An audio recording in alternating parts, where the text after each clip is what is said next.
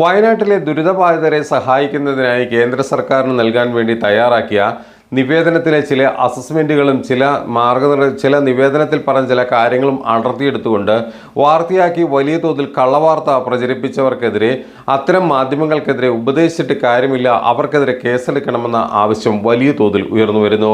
മനുഷ്യാവകാശ പ്രവർത്തകരും അതോടൊപ്പം തന്നെ പ്രമുഖ അഭിഭാഷകരും മാധ്യമ നിരീക്ഷകരുമെല്ലാം ഈ അഭിപ്രായത്തോടുകൂടി മുന്നോട്ട് വരികയാണ്. ഇവർക്കെതിരെ ശക്തമായ കേസെടുക്കണമെന്നാണ് പ്രമുഖ അഭിഭാഷകനായ അഡ്വക്കേറ്റ് ഹരീഷ് വാസുദേവൻ തൻ്റെ ഫേസ്ബുക്ക് പോസ്റ്റിലൂടെ കുറിച്ചത്.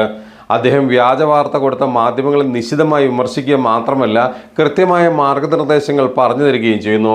ജേർണലിസ്റ്റിന്റെ പണിയെടുക്കാൻ വൈകിൽ ഉടായ്പുമായി ഇറങ്ങുകയല്ല വേണ്ടതെന്നും ഇപ്പോൾ ഈ അസത്യങ്ങൾ വിളിച്ചുകൂവിയത് കൊണ്ട് സർക്കാരിൻ്റെ ക്രെഡിബിലിറ്റി കൂടുകയുള്ളൂ എന്നും അദ്ദേഹം തൻ്റെ ഫേസ്ബുക്ക് പോസ്റ്റിൽ കുറിച്ചു. ഫേസ്ബുക്ക് പോസ്റ്റിൻ്റെ പൂർണ്ണരൂപം ഇതാണ്: ദുരന്തത്തിൻ്റെ കണക്കിനെ സംബന്ധിച്ച കള്ളവാർത്ത കൊടുത്ത ചില മാധ്യമങ്ങളോട് ഇനി ഉപദേശം കൊണ്ട് കാര്യമില്ല.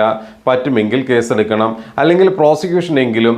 കാരണം സത്യം വിശദീകരിച്ച് കഴിയുമ്പോഴേക്കും കള്ളം കാതങ്ങൾ ചുറ്റിക്കഴിയും.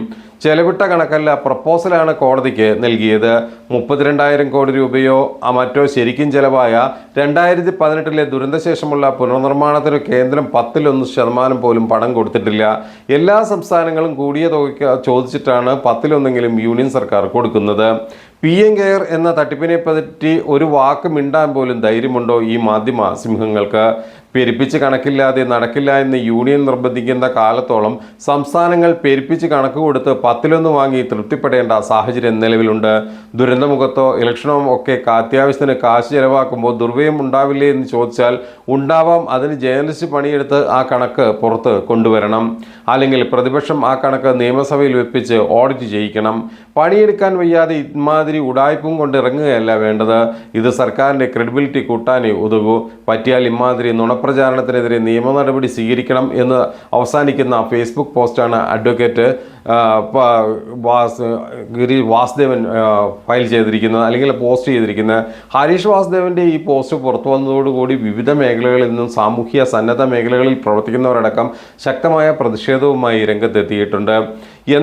ഏതോ മാധ്യമങ്ങളിലൂടെ തുറത്തുവിട്ട നുണയെ ഏറ്റുപിടിച്ച പ്രതിപക്ഷത്തെ നേതാക്കന്മാർക്കെതിരെയും രൂക്ഷമായ വിമർശനമാണ് സോഷ്യൽ മീഡിയയിൽ ഉയരുന്നത്. ശക്തമായ നടപടികൾ ഉണ്ടാകണമെങ്കിൽ ശക്തമായ ചില ഇടപെടലുകൾ ഉണ്ടാകേണ്ടിയിരിക്കുന്നു. എന്ത് സഹായവും ചോദിച്ചാലേ കരഞ്ഞാലേ കാൽക്കൽ വീണാലേ കിട്ടൂ. അത് കിട്ടേണ്ടതായിട്ട് ചോദിക്കുന്നതിൻ്റെ 10% പോലും കിട്ടാത്ത സാഹചര്യം.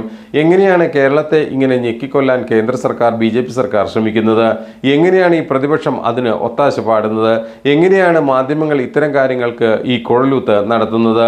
ഇത് കേരളത്തിൻ്റെ ജനം കാണുന്നുണ്ട് എന്നുള്ള തിരിച്ചറിവ് ഇനിയെങ്കിലും ഈ കള്ളവാർത്ത കൊടുത്തവർക്ക് ഉണ്ടാകണം.